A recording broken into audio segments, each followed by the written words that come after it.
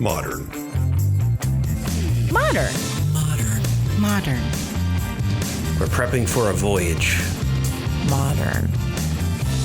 The force of an old-fashioned equals whiskey mass times bitters acceleration. Why don't you make that a double? Modern bar cart. What's shaking, cocktail fans? Welcome to episode 177 of the Modern Bar Cart podcast. I'm your host, Modern Bar Cart CEO Eric Kozlik. Thanks for joining me for this interview episode where we track down the best and brightest minds in the spirits and cocktail world so that we can share their secrets with you. This time around, I chat with Professor Brian Connors, who is at the helm of Bar Project 2021 at Florida International University and the Bacardi Center of Excellence. He's here to give us a crash course in what an education in the bar, restaurant, and hospitality sector has looked like traditionally, and how these types of career paths have been transformed by the pandemic. In this episode and on the show notes page, we're going to mention some free educational resources that are open to the public. So if you or someone you know have been toying with the idea of beginning your journey in hospitality, or perhaps finding that degree or certification that will take your career to the next level, definitely stay tuned. But before we jump into all that, let's take a quick time out so that you can make yourself a drink.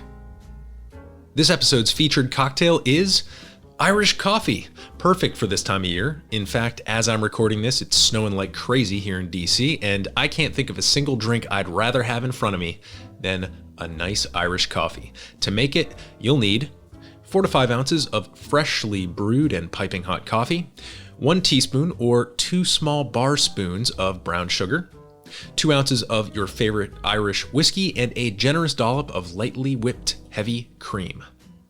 Now, in the same way that a great cocktail bar is going to chill your glass before pouring a drink, we need to flip the script here and heat the glass up by pouring hot water into it while you get your ingredients ready. This is going to allow you to slowly sip and savor your Irish coffee without it getting cold as quickly. When you've got your ingredients ready, pitch the hot water, put your brown sugar in the bottom of the glass, add your Irish whiskey and coffee, then stir to dissolve the sugar. Once the drink is mixed, you're going to pour your lightly whipped heavy cream over a bar spoon so that it floats right on top of the drink. If you think about it, the Irish coffee is just a hotter, more diluted and caffeinated take on the old-fashioned. Spirits? Check. Sugar? Check. Water? Check. Bitters? Well, that's where the coffee comes in. Later on, Brian gives us 2 big do's and 2 big don'ts for making the perfect Irish coffee, so be sure to stick around for the lightning round.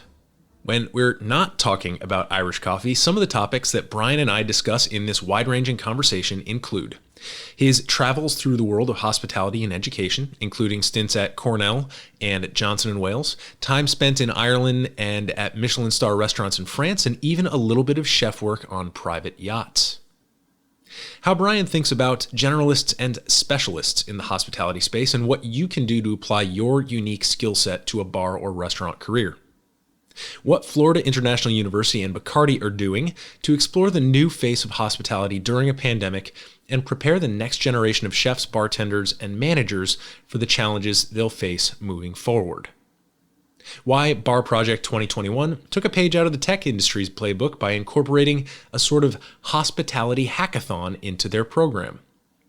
Where Brian and I think the industry is headed as we continue our march into 2021 and beyond, how to survive a drunken trip to Oaxaca with Hunter S. Thompson, and much, much more. My takeaway from this interview is a single word: passion. You'll hear it in 30 seconds as soon as Brian starts talking. He's so energized by what he does and by the opportunity to teach people new skills. So even if you have no intention of ever taking a hospitality class or getting a wine or spirits certification, I hope you can still draw some inspiration from the passion and creativity in this interview. With that, I'll step aside so that you can enjoy this timely yet evergreen discussion with Professor Brian Connors of FIU and the Bacardi Center of Excellence. Brian, welcome to the podcast. Thank you very much, Eric. Great to be here. So we're going to have a great conversation here today about something we haven't really touched on the Modern Bar Cart podcast, which is the hospitality education side of things and all that entails, especially during a pandemic. So before we jump into that, can you just briefly introduce yourself for our listeners? Absolutely. My name is Brian Connors. I'm the director of the Bacardi Center of Excellence as well, 2 titles, Eric, and the senior director of food and beverage innovation for the Chaplain School at Florida International University. We're one of the top rated hospitality schools and the second largest hospitality school in the United States. So it's a fun job that I have. So food and beverage innovation, I suppose you're working on like Star Trek replicators and stuff like that? It's I like where you're going with that, and I wish I could, but the world of hospitality has changed so much in the past 11 months that we're now seeing some incredibly new innovations between ghost kitchens and these type of things. But there's a whole new world of education and people development that we really need to kind of take a deeper dive into. So very recently, Dean Michael Chang, our fabulous dean, tapped me and said, hey, can you take on this secondary role? Because I'm kind of wired that way. I like to think a lot different and look for things that other people don't see. So we're really kind of, this 2021 is going to be our year for great innovation, as well as partnerships. We love doing partnerships with family companies, with corporate structures and that type of stuff. But it's going to be a hell of a year, I'll tell you that much. That's for sure. So I want to talk about FIU and Bar Project 2021, of course. But first, how did you get into teaching in the hospitality space, and what was that journey like for you? Yeah, no, great question. I like answering that question. Like a lot of us in hospitality, I got into it incredibly young. I was about 14 years old, and that was about 1988. And I got my first job as a dishwasher. And I realized, and I said, wait a minute, and I worked my way up from prep cook to sous chef and so forth. I said, I can get paid to do this as well.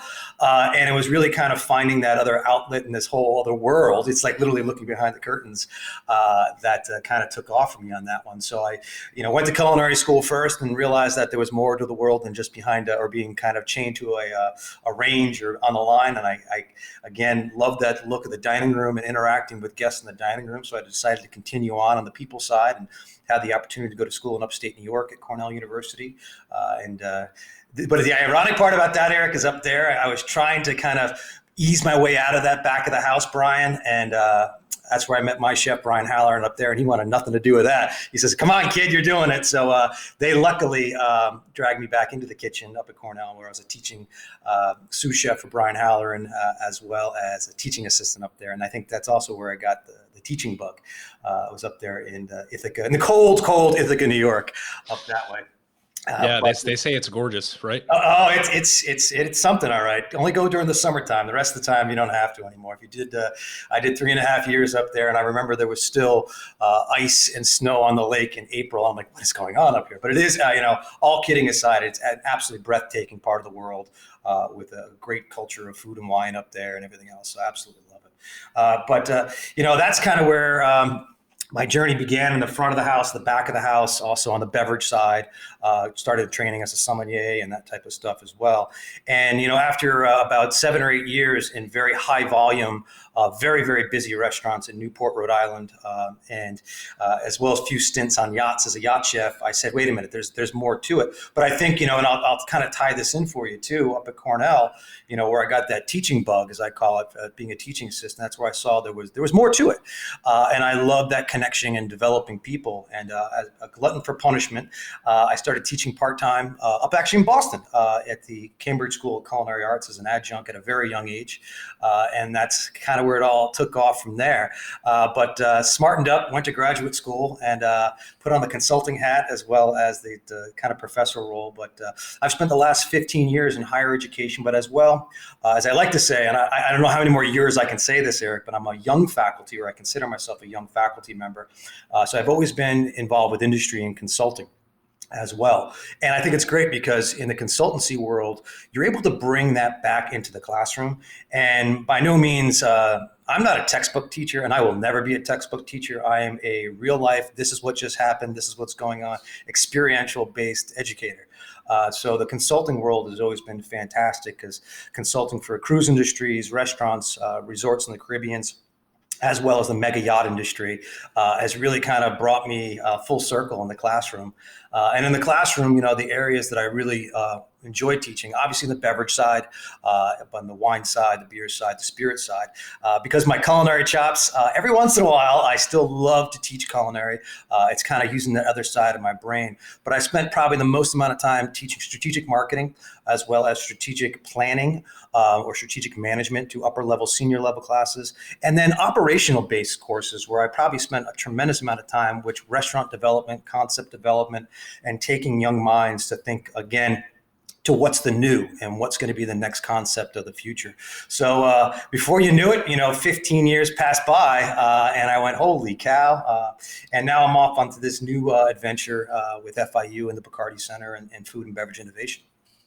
Yeah, well, that's a lot. That's a jam-packed sort of a jam-packed resume, and like you said, a lot of hats. And I think that's something to pause and think about a little bit, because I know at least the way that I was thinking about culinary education, having met people who have attended places like Johnson & Wales, the Culinary Institute of America, the other CIA, as we like to say. True. They tend to be, or at least resemble, specialists, right? When you walk into a kitchen, like you mentioned, there's a dishwasher.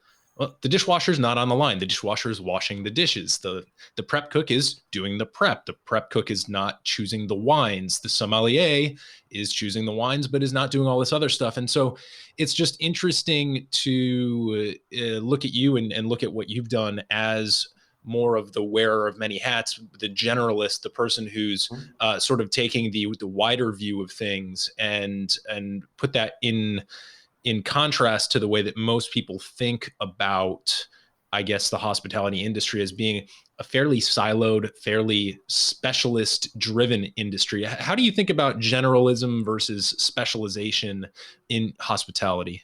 Yeah, great question again. And for many, many years, I've always considered myself the epitome of a generalist. I was able to kind of go across. Now, I was able to pick up a lot of expertise in a lot of areas, particularly beverage education, wine education, and finding this niche. But I think being that generalist also then turned me into an expert because where that came into play, particularly in the world of developing people in education, is that I was able then to kind of do all these amazing crossovers and pull from these different areas. Now, I think of even like, a marketing class or strategic management class where I have students that could be, yes, very much maybe want to go down that food and beverage road, but we also have students that love mega events. Like we do a lot of these down here in South Florida where I'm based, hopefully soon again. But at the same time, being able to kind of pull from my experiences, pull from work I've done with clients, friends and family and everything else, but at the same time, adding those new layers to the classroom and creating a different experience for the students. I'm a big believer in storytelling. And as you could probably imagine, I got some great stories. And, it's a lot of times, the students don't always remember exactly, what was going on, but they remember the story. And I won't bore you too much with that. And that's a lot of times where I'll run into students I've had the opportunity to develop. And they're like, oh my God, Connors. Now I go by my last name at school. And they go, oh my God, Connors, I remember that story you told. I'm like, oh, okay, yeah. But a lot of times that's really what resonates. And having this kind of very diverse background has really kind of treated me well, particularly in the space of education and also in the world of the consultancy, because I'm able to figure a lot of things out faster and bring those experiences I said earlier back to the classroom. And that's probably one of the most rewarding things. Trust me, a couple of years ago when I was doing a lot of work for the cruise industry and I'd be on airplanes and ships every week from somewhere in the Caribbean. I know it sounds awful, but it's a lot, you don't stop, and then in the summertime in the Mediterranean, the Baltic and Alaska, but I would just be constantly moving. And by the time, particularly during the academic year, I'd be down in the Caribbean and fly back. The students, the first thing they would ask me, like, oh my God, Connors, where were you? I was like, well, I was in St. Thomas and then I had to go to, they're like, oh, I'm like, no, I'm working the whole time. I was actually training 265 sommeliers around the world. So it was, wearing both those hats. But wearing both of those hats, at the end of the day, I have no regrets because it made me a heck of a different and creative educator. But I hopefully have also made a good amount of impact on students and individuals. Sure. It kind of reminds me of the Amazon warehouse model where the inventory is sort of randomly distributed, and it ends up being more efficient to have sort of like this diverse, more of a diverse warehouse. And the warehouse in this case is your brain, your skill set. And you end up, I can see how that would be an asset. I like that analogy. I might steal that one from you. My line I used to say is I teach everything but accounting. But I like the Amazon approach. That's pretty good. Yeah, take it. It's yours. So I wanted to just give people a sense of let's do a quick thought experiment here. Let's assume that my listeners are maybe not so much young people, but maybe my listeners know some young people who might have shown some interest or demonstrated some interest in going into the culinary world or the hospitality world. What is the, I guess, standard, perhaps traditional way that one would do that via venues of higher education, like the one that you teach at, and the venues that you attended as you were getting your certifications and degrees? How does that generally go, and are there less traditional ways to do it? Absolutely. And Back to the Future, back in 1990, when I had to make a decision to go to culinary school, as you said earlier, you had two choices. You had Johnson & Wales or CIA. Believe it or not, I actually lived closer to CIA. And the Culinary Institute of America is a great program. They do a fabulous job. As a matter of fact, they still do a fabulous job. Johnson & Wales was a little bit farther away in Providence. You and I both grew up in that area. But the chef I was working for at the time, guess where he went? He went to Johnson & Wales. He put me in the car and said, "Let's go, kid." And that was the real kind of catalyst to that. But that was, again, 20 somewhat years ago, 30 years ago now. So things have changed the whole heck of a lot, and when I decided to continue on with my education, I was getting great positive pressure from my parents, and then obviously from individuals I work with to continue on with my education and broaden my horizon. And, it wasn't just all about the culinary side. But I think you have a great question in there, particularly for people that are thinking about or know somebody that's interested in. And a nice way to put that these days is, where is it going to be a good fit for the learner? All right, things have changed so much, and we'll talk about that, but where is it going to be a good fit for the learner? Both the Culinary Institute of America and Johnson & Wales, and this is very much my opinion, Eric, they're the two still top programs in the country. There's a lot of other programs out there, and I'm sure they do a good job, but if you think about it, those are the two primary big functions. If that's your goal, to really take that deep dive and learn that trade, that culinary trade, absolutely, but be prepared. Be prepared, because, when I did it, it's changed a little bit. It was very more military-esque. I would never be able to get away with the scruff I have or the scruff you have on now, that type of stuff. But there was a system and an approach. But the world of culinary education has changed. There's a lot of other opportunities out there. There's now 100% online platforms that, if that's how that individual learns, it might be useful to them. On the hospitality side, it's almost identical. It's got to be where that fit is. And I'll give you a few good examples here. My beloved Cornell University in cold Ithaca, New York, I was one of the last Mohicans. I was one of those last operational guys. I had the good fortune of working in Europe before I attended Cornell. I was at Michelin star restaurants and, really kind of sharpening my, pun intended, skills. But at the same time, there wasn't many left of me. There was maybe two guys from CIA, two of us from Johnson & Wales, one or two from Paul Smith, and that was really about it. And they've definitely changed. Either which way you look at it, they've kind of definitely developed with the times, where these days the fit is more on the real estate side, the fit is more on the financial side and so forth, not so much on the operational side. Do they still offer some of those courses? Absolutely. But I think one of the keys there is, if it's a fit and you're really that kind of entrepreneurial, business-minded, perfect, great. Where, other programs, UNLV out in Las Vegas, they do a phenomenal job. University of Houston does. There's so many right now that do a great job that if I started naming them all, I'd feel bad, because I have friends and colleagues that teach at most of them as well. But, a great example is also my school at FIU Chaplain School, where we are definitely food and beverage centric, which is good. Obviously, with our namesake, also connected to Chaplin family, which is Southern Wine and Spirits, the South Beach Food and Wine Festival, all the amazing partnerships we have. Obviously, Bacardi with Bacardi Center of Excellence.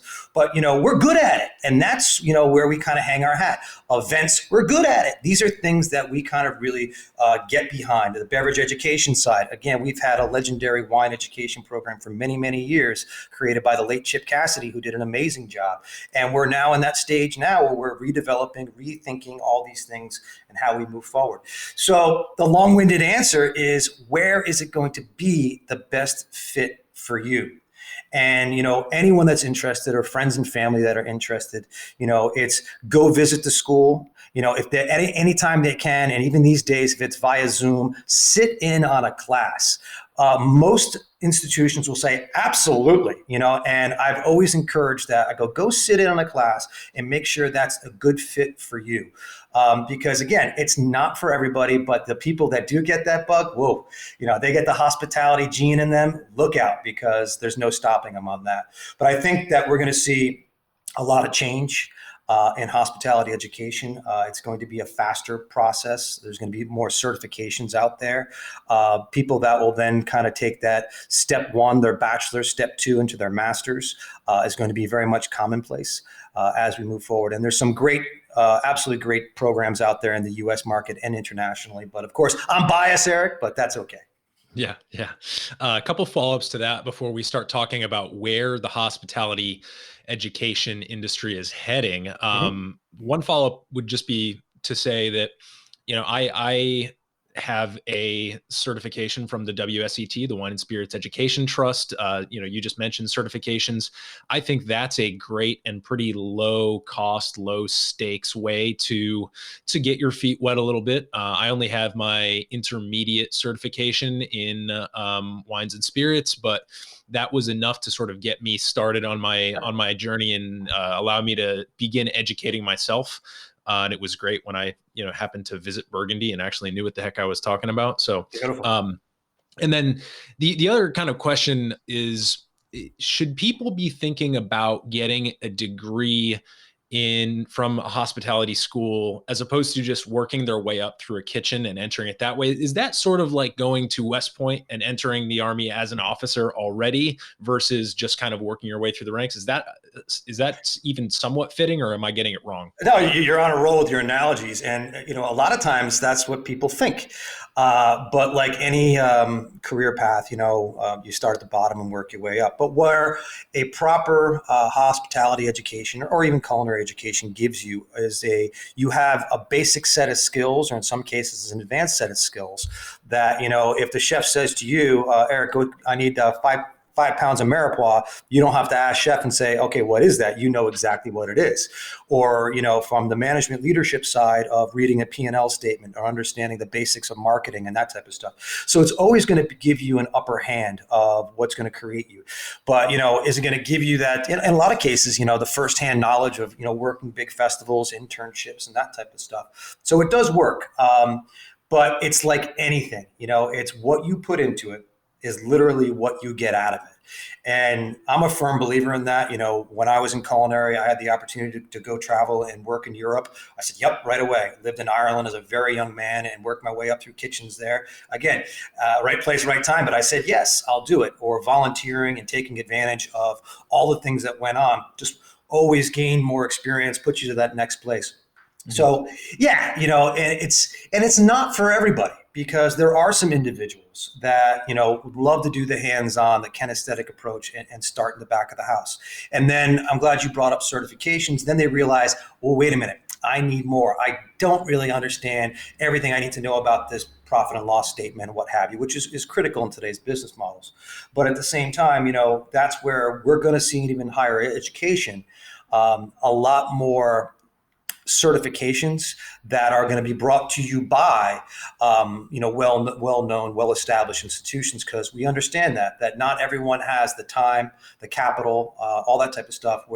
And I agree with you. The WESET certification, or you're going to be through the Quartermaster Sommeliers, if you're going to be through the Society of Wine Educators, whoever it's going to be, These are great places. And as a matter of fact, even at the chaplain school, our courses actually teach too.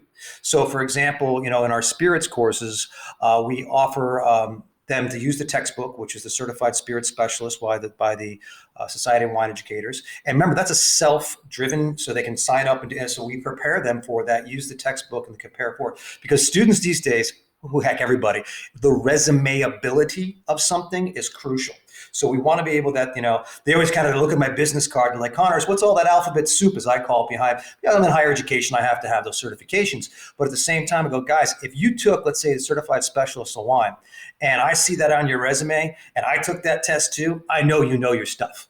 I know that you studied. I know it's a hard test. Exactly. Everyone always even remembers their score in that test. Or same thing going through the quartermaster sommeliers when you start at the intro and go to certified som to advanced som, or any of my friends that are master soms out there. They had to hustle to get that, but it shows a commitment and also gives you that instant credibility. So there's going to be a lot to say for that, and you're going to see again a lot more institutions offering them in a specialty area.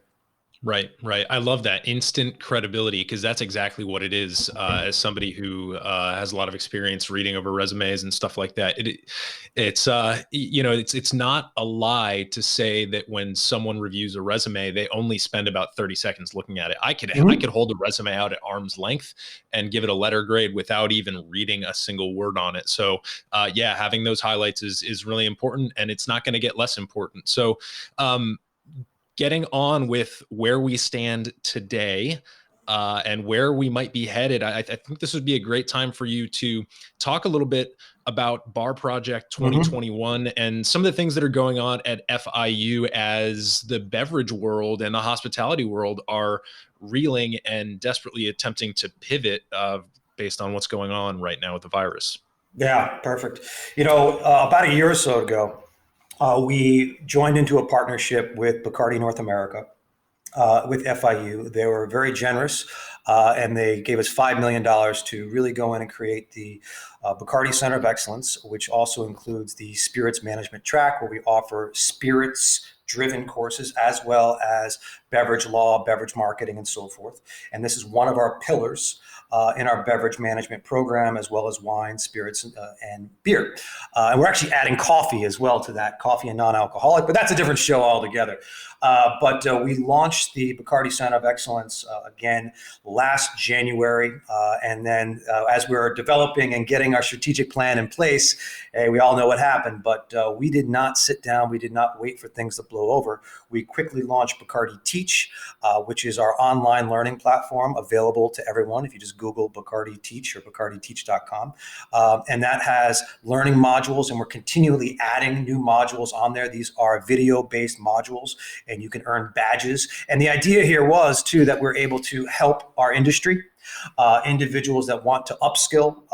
We have brand-centric. We're going to be developing and launching better bar methods coming up soon. So this is very much driven for those individuals that might be a aspiring bartender, but also for enthusiasts, because we open this to everybody. And this is our goal, was to give this opportunity for people to learn, earn badges, which is an online credential. It's not official, but it's the one, meaning it's not for credit. And I have to justify those because there are FIU badges that are for credit.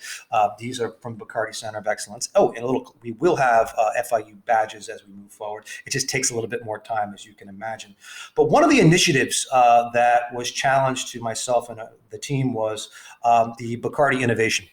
What are we going to do to innovate? And this was even before the pandemic. But due to the pandemic, we got together, teamed up with a great think tank group out of New York called Alley, and we created Bar Project 2021. Now, this is a whole new world of education. We've been mostly in Zoom classes, or we call them hybrid classes. In some cases, we do have tasting components with social distancing and that stuff. But slowly but surely down here in South Florida, we're able to slowly open up using the proper safety margin. But for the most part, we're teaching remotely and we're teaching virtually. That's where it gave us this idea that if you do it right and you really engage today's learners, this is where you can make a huge difference. So when we brainstormed this, probably right around last March and April, and we're happily launching it this Wednesday, as a matter of fact, with Bar Project 21. It's really about reimagining, kind of resetting and rethinking how we do things. Think about it. I know we're going to be talking about trends in a little bit, but how the threshold, if you will, is changing because of to-go cocktails. But now this is also goes even beyond just at the bar, the beverage side. We're looking at hospitality as a whole, from to-go kitchens and ghost kitchens and all these things that are out there. So we are tapping into industry, which is fantastic. And we've had some great partners from everybody from Nomad and Levin Madison to the guys over at Bar Lab. Gabe and those guys are joining us, as well as well-known chefs. This week, we're going to be joined by Andrew Zimmern.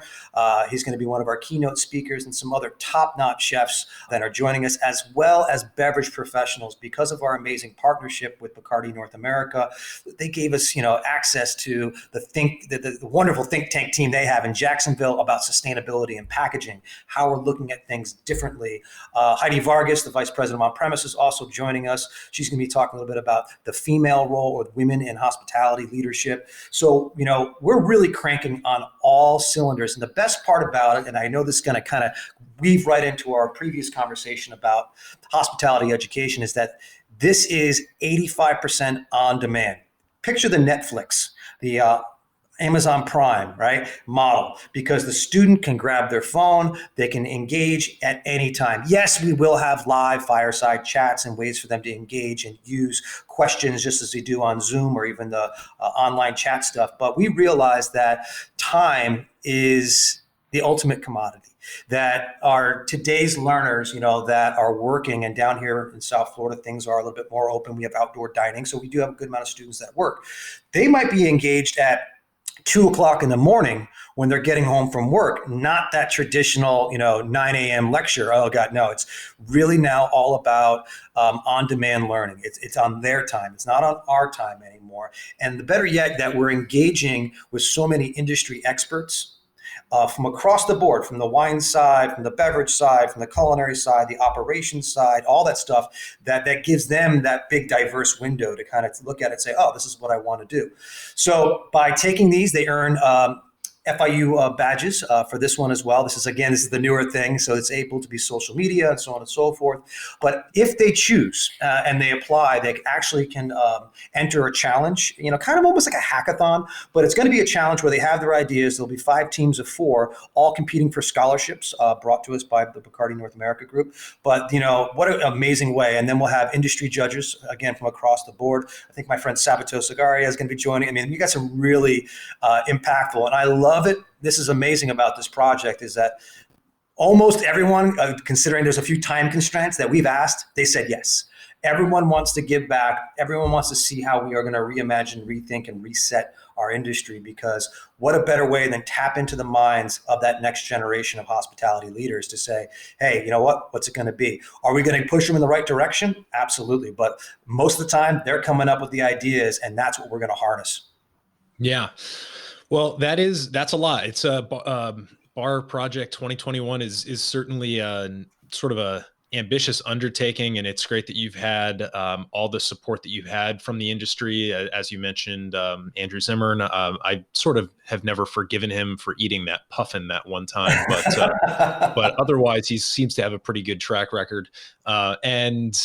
And also, I like that you're emphasizing on demand, but also building in the live fireside chat components, because one of the things that I think a lot of people are missing out on right now is feeling like they are part of a community in the education process. Right, most universities and colleges are still doing remote, so it's like, well, if I'm sitting here in my bedroom or wherever, like, am I really at college? Am I really a college student, or am I a bedroom student? So there's something nice about building in the live aspect. And then I'm particularly interested to maybe talk a little bit more about the different categories in the bar challenge that you described as sort of a hackathon. So basically, the way I understand it is that you have these different kind of verticals or categories or topics that will be increasingly important moving forward, and as the future of the hospitality industry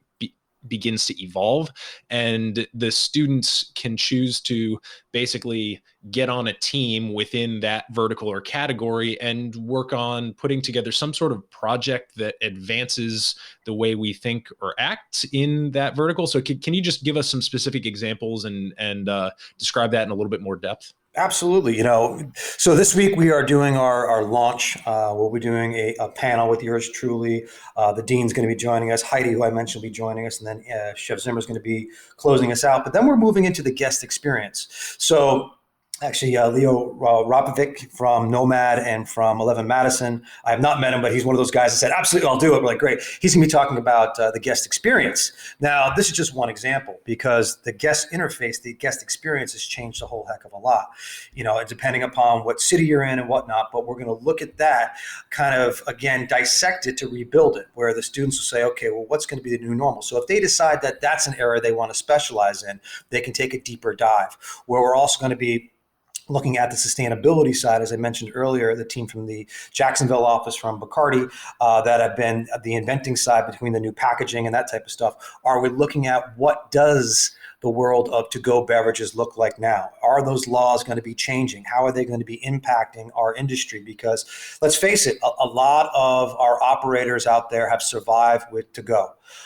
And is that going to be sticking around? How are we going to make that a better experience for our guest, a more profitable operation for the operator itself? There's a lot of these things that are kind of really going to be kind of tagged along. And then, of course, diversity and inclusion, tapping into that. Our students these days have an even better understanding than most generations because they're living it, they understand it, and they have a high level of empathy. And that empathy is a lot different than before. So we're going to be tapping again into industry experts that will share their experiences, share with their knowledge, and perhaps they're looking at a new hiring model. Perhaps they're looking at a new recruiting model. So it's not just going to be about putting that drink over the bar or getting that hot food out of the kitchen. We're looking at the whole. We're looking at from the guest experience, from the guest design. What are these? I mean, we're all using barcodes now, you know what I mean? And, how is that going to be changing up as we move forward? So I'm really excited, as you can probably tell, because there's so many opportunities for us to tap into the creativity of our students' minds. And I think, by partnering up with industry, that's going to go a heck of a long way. And, just like our certifications, when we're bringing the real McCoy, right, into the classroom, it just works. They can listen to professionals like me and so forth, but it's the different voice, it's the different idea, it's the different experience that the students will be hearing from. And that's what we're really looking forward to as well. And the cool part about the Bar Project 2021, it's an evergreen project. And we named it Bar Project 2021 because we'll be moving into Bar Project 2022, 2023, 2024, because each year we're going to be looking at what the new challenges lie before us. How are we going to help industry? How are we going to give back? And again, rethink and imagine, because, a couple of years ago, I'm sure you and I could have predicted things a lot easier, but I'm not touching that one anymore. So. Yeah, that's for sure. It kind of reminds me like almost a fusion mashup between like what a traditional hospitality education would be and then what more of a Tales of the Cocktail model would look like, for example, where you're bringing people together and you're offering these seminars and you're offering sort of these timely topics that get refreshed every year as those topics continue to evolve. And like Tales of the Cocktail, obviously you're opening this to enthusiasts as well, not just people who have chosen to be a professional in the hospitality industry. So to the extent that those people who are listening right now on the enthusiast side would like to take part in Bar Project 2021 or maybe just casually spectate from a distance, how would they do that? Of course, we're going to have links and information over on the show notes page, but could you just walk us through like what's the easiest way to start just digging into this content? Because this episode is going to drop the day after it launches, it sounds Fantastic. Well, obviously you can go to barproject2021.com, but we did get that a good amount of questions because it is open to FIU students and FIU students outside of the Chaplain School, which is our hospitality school, because we wanted to get students from the business side, the engineering. We want other ideas. We want other ways of thinking. But at the same time, we want to be able to give back to the community, and that includes our beverage cocktail enthusiast. So with a little bit of time and editing, we're going to be then dropping all of these fireside chats, these individual seminars onto Bacardi Teach. We'll be able to click on it, enjoy it, check it all out. Now, they can't take place in the hackathon because, again, this is going to be for student driven. But, I'll be very honest, I want to see how that goes. And if we get a great response, we can see this kind of, again, opening up to industry professionals, to enthusiasts, because, again, if we start getting great ideas, you always got to beta test something. So this is our beta test. But, we do get a lot of requests for that. So always keep an eye on Bacardi Teach as well, because that's going to be our platform for putting stuff out. But again, we're going to be able to capture all this. And by capturing it all, we'll be able to share it. Yeah.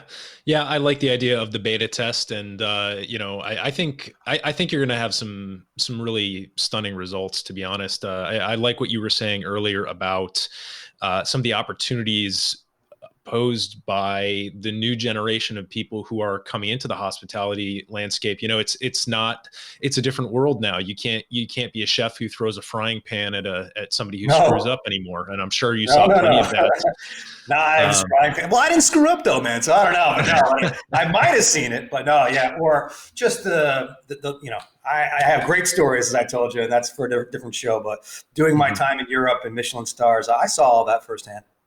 Yeah. So it seems like the students coming into Bar Project 2021 are the ones who are bringing the raw energy and the guests and the topic driven discussions and curricula are going to be channeling that energy and trying to use it to solve some of the problems that we have here in front of us. So as I mentioned, we're going to have links all over the show notes page to Bacardi Teach. We're going to make sure that that is a place where our listeners can go to kind of just click through a list of links and learn everything they need to about Bar Project 2021.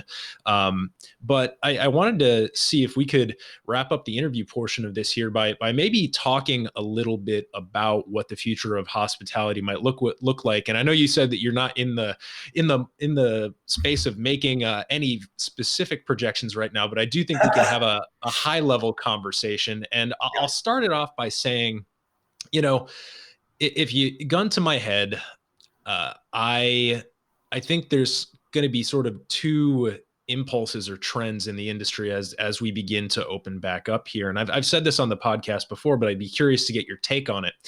My thinking is, you've mentioned this word, the new normal, right?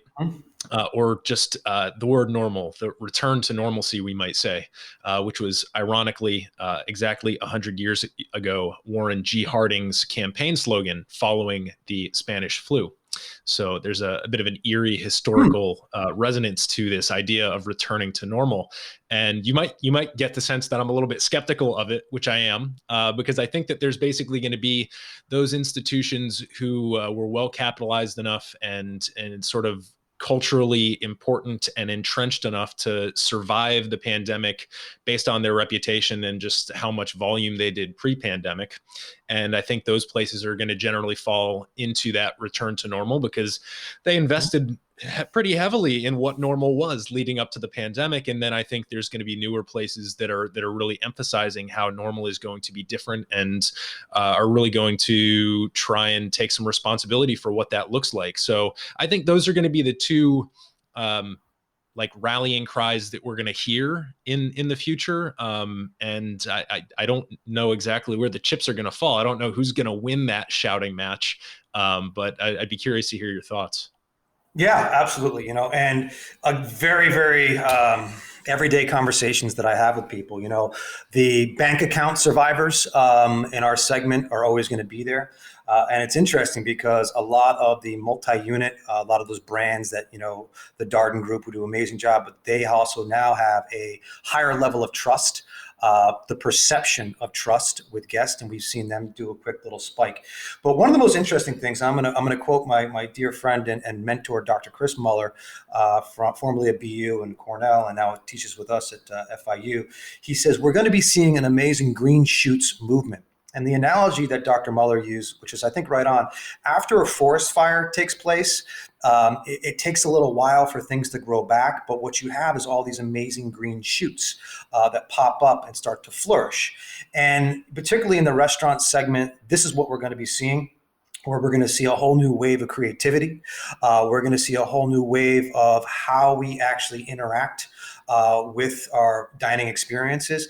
I mean, will the Libertadans, will the Thomas Kellers, will they survive? Absolutely. I think the French Laundry is fabulous. I think Eric Rupert Libertadan is fabulous. Danielle, all those guys, they're great. And I'm going to look forward to going back to visit them someday. But it's the everyday restaurants are the ones we got to worry about. And I think Dr. Muller has a great point there. So Chris, you're welcome that he's right on the green shoots, because people are going to double down on that new one, because we're going to be looking at these other side of the industry. I think Reef Technology and Reef Kitchens with their neighborhood kitchens are also going to be doing amazing things, because they've teamed up with the David Changs. They're teaming up with other well-known restaurateurs and bringing that directly to your doorstep fast. And you're going to have a David Chang experience in 30 minutes at your doorstep in most major cities. That's pretty incredible.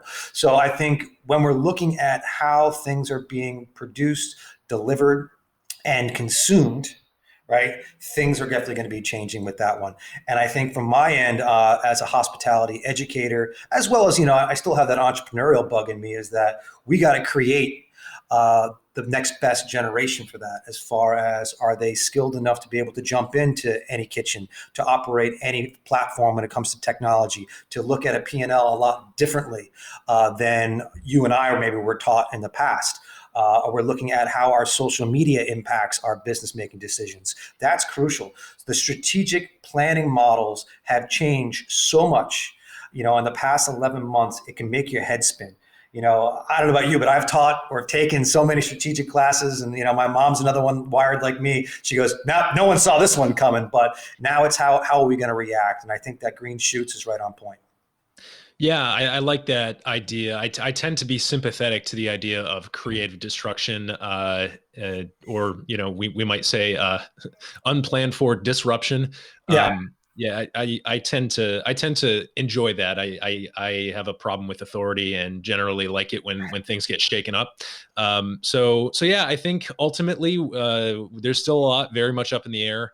And I think as excited as you are to see some of these innovations that come through. I mean, even before the pandemic hit, we saw some tremendous disaster relief efforts via Jose Andres, who's amazing. Just based here in DC, at least partially. And yeah, there's going to be a lot of cool new innovations coming out. So we're maybe we'll have to do a part 2 here in a couple years and see what actually shook out. Maybe talk about some of the findings from Barch Project 2021. Yeah, absolutely. Love to do that. It'll probably be less than a year, my friend.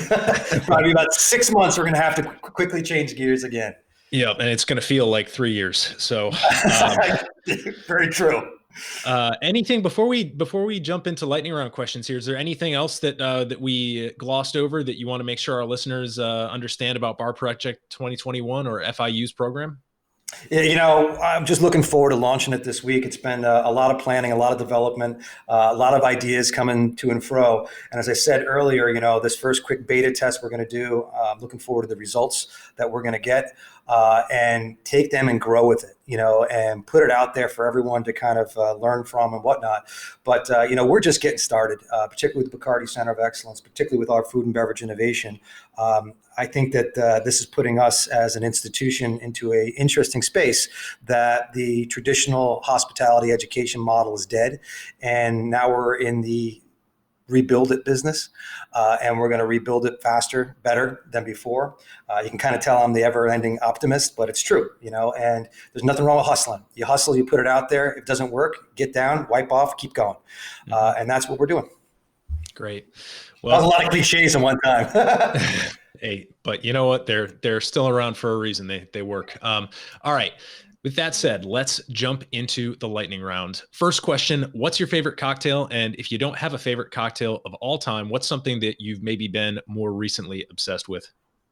I'm always obsessed with creativity and some of the stuff that particularly mixologists and bartenders are doing out there. Favorite cocktail all time, I know this is going to be a softball here, an Irish coffee. If you can do an Irish coffee and do it well, like when you land in the Shannon Airport in Ireland and that's what you have, perfect, on point. But I guess at the end of the day, I always go back to the creativity. It's when the bartender says, what do you like? And they build a cocktail off your flavor profile. That impresses me. Yeah, for sure. Now we gotta loop back. Irish coffee. Now, when I order a burger at a restaurant, I have certain things that I look for. If I ordered medium rare, did it come out medium rare? Is the cheese properly melted? Are the burger or the tomato and lettuce placed in the right spot so that when I chew down, they don't squirt out on me? There are certain touch points that I look for a great burger. Do you have certain similar touch points that you look for in a great Irish coffee? Yeah, there's two do's and two don'ts. The two do's is a good Irish whiskey. Jameson's along those lines is good, and a good quality coffee. All right, so not the pot of coffee that's been sitting in, on the back bar all night, just kind of reducing down. You want a good quality whiskey and a good quality coffee. But the two don'ts is number one, none of that canned whipped cream stuff doesn't work. And the other the other don't is no green, none of the green stuff on top. I just know. And in Ireland and other great establishments, you use a nice small to medium dollop of fresh cream on top. Nothing better than that, and I know you're dealing with the cold up there, but that was a tough question for me because I'm like, what's always been my go-to that my wife knows I'm going to order at some point in time. And I was like, it's going to be an Irish coffee. Nice. Well, that's a perfect little mini crash course for our listeners who might not be familiar with the art and craft of the Irish coffee. So, next question is: there any product or trend in the spirits and cocktail world? And since you've got your sommelier training, we can also extend this to wine as well, wine and beer. But anything that's a trend or a product that you think is particularly underrated right now and people might want to pay more attention to? The low-hanging fruit there with me is always the wine world. But then we'll obviously talk a bit about the cocktail side. Definitely pay attention to Rioja. I think Rioja has some of the best values for ready-to-drink wine. Matter of fact, I just did a podcast with them recently. I think it's great. Argentina, Malbec from Argentina, Mendoza, some great values where I love finding great values in wine because a lot of times things get so darn expensive. But I think on the cocktail side, and you've probably seen this a lot of the, ready-to-drink canned cocktails, we're going to see a new wave of better quality experiences. A lot of our college students drink the hard seltzer, and there's nothing wrong with that. As I say, it's a great breakfast drink. But we're going to see this next wave of a better overall, ready-to-drink cocktail in a can with better quality production, everything else. That's going to be coming out because, let's face it, our guests, our consumers now are smarter, and they're almost in many cases demanding a better experience. Now, they're willing to pay for it, right? But they want a better experience. So we're going to see that as the kind of next big wave. And I think also on the delivery, Drizzly, these type of guys have made our lives a lot more convenient than before. But I think the next push in that area is going to be the demand for better quality. So delivery kits from garnishes to mixers, things that, are not going to be the everyday, but it's going to create that better overall cocktail experience because, as you and I both know, the home premise, has just been going through the roof as far as people are now at home making their own cocktails, experimenting, cocktail parties via Zoom, all these things that are out there. So home premise is definitely now the new 300-pound gorilla in the room that we got to watch. Off-premise, on-premise, great, but it's home premise. That's what we got to be looking for. For sure. And if you do end up talking with anybody who's planning on launching a ready-to-drink canned cocktail, I can just share one of our findings because I judged a number of RTDs on a panel at the American Distilling Institute annual judging of craft spirits last year, and that was the first time that RTDs were actually a category in a major spirits judging competition. And our main finding, like the thing that we dinged products on the most out of anything else, is if you're going to put carbonation in your canned cocktail, it had better stay carbonated and it had better be high quality carbonation. Because if you're selling me an RTD gin and tonic, and I crack it open, and in 30 seconds it's flat, I want to throw that at you. I don't want to drink it. So yeah, if there's going to be bubbles, you better invest in those bubbles and make sure they're good bubbles. So that, for what it's worth. Yeah, I agree with you 100%. So you're going to see a better wave because people want that experience, but they also want to, and they're willing, as I said, they're willing to pay for it, but you got to give them a better product. Mm-hmm. Yep. Next question. If you could have a cocktail with anybody in the world, past or present, who would it be? Where would you go? What would you talk about? Just paint us a picture. Oh my God. This was the hardest question you gave me because your brain just starts kicking in. And I'm sure you've asked this before and I hope you have, but I'm like, oh man, like Robin Williams would be great. I'm like, wait a minute, he didn't drink. Then of course, in South Florida, I'm like Jimmy Buffett would be great because he's a multi-billionaire from his brand and I'm thinking of educators. Then I'm thinking of, Sir Richard Branson, but one guy kept on coming back. Now, unfortunately, he's not with us anymore. But Hunter S. Thompson would be my guy. Obviously a fan of his works, but at the same time, how much fun would that be? Hunter S. Thompson. And the cocktail or place, let's go to the place first because that will paint the picture.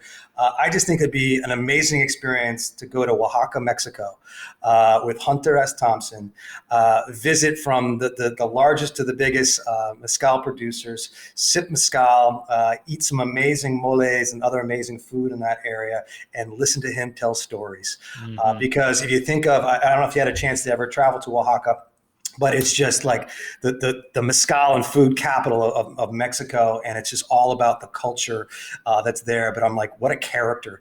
It would be great to wind the guy up and let him go and see if you can make it to the other side. Yeah, for sure. That's probably one of our more ambitious answers because I just don't think I could keep up, but I think that would be part of the fun. Exactly. So wrapping up here, do you hold any perhaps unusual or controversial views in the spirits and cocktail world? Or since we're talking about hospitality, we can extend it to hospitality in general. Yeah, hospitality in general, there's nothing really controversial, but it's people first. In the hospitality space, it's how we make people feel.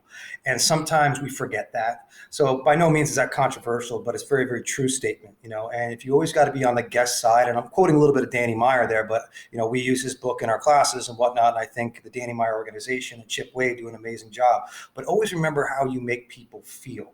But, I did put some thought to what a conversation I had with a bar manager friend last summer.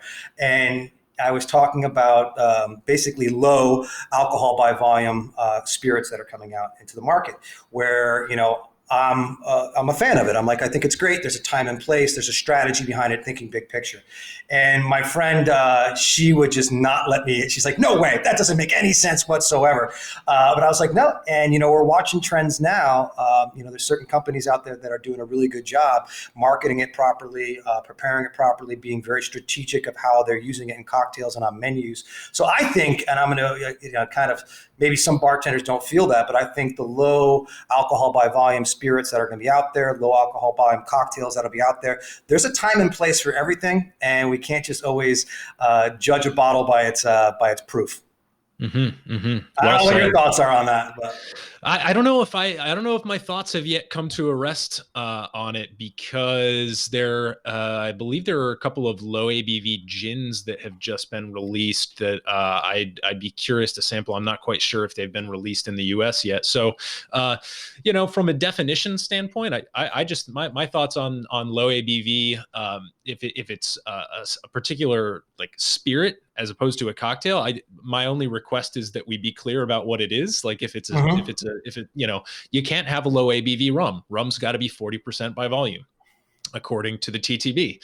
So if it's less than 40%, I don't think we can call it rum anymore. So, again, no problem with low ABV in general. I like definitions to be clear because then you don't have to worry about marketing. You can just say, or feeling like rather you are being marketed to and kind of having the wool pulled over your eyes. It's like, well, let's just be clear about it. And if you want that, great, we'll give it to you. That's sort of what people in the hospitality business are in the business of, giving people what they want. So if you want that, obviously our bars, restaurants, and hospitality venues want to be able to give that to you. And I think the place to start is with clear definitions and people knowing exactly what's in their glass. So amen to that. And I think I'm 100% with you. Rum can't change.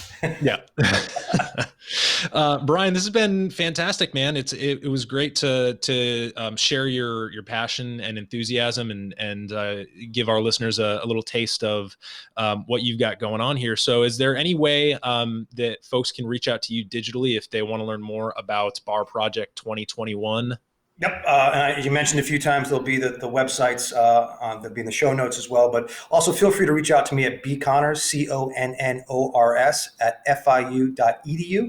And if you don't mind, just in the subject title, you can put podcast, you can put modern bar cart, something so I know that it's coming from here, and then I'll make sure to answer it. I do get a lot of emails, but again, bconnors at FIU.edu. I'm more than happy to answer any questions or point you in the right direction, anything you got going on down at FIU. Beautiful. Well, Brian, thanks so much for being on the podcast. My pleasure.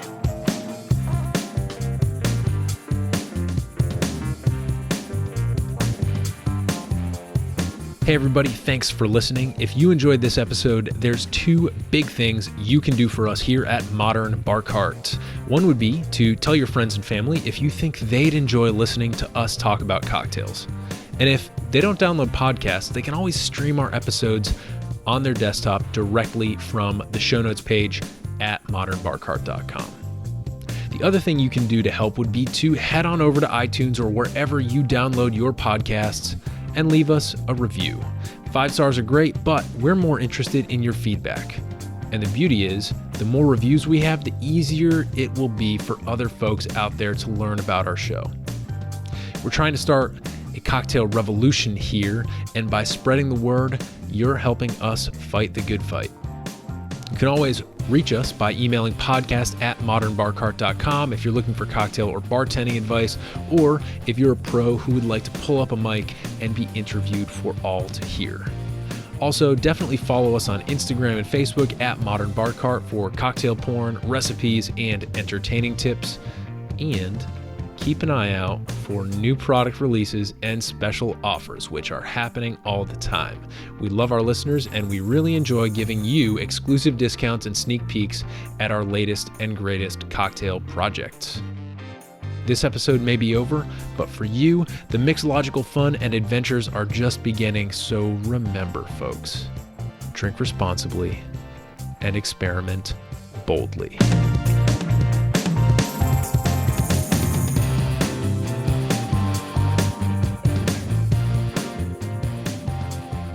This episode was made possible with editing and sound design by Samantha Reed, hospitality insights courtesy of Professor Brian Connors, and a little bit of interview magic by yours truly.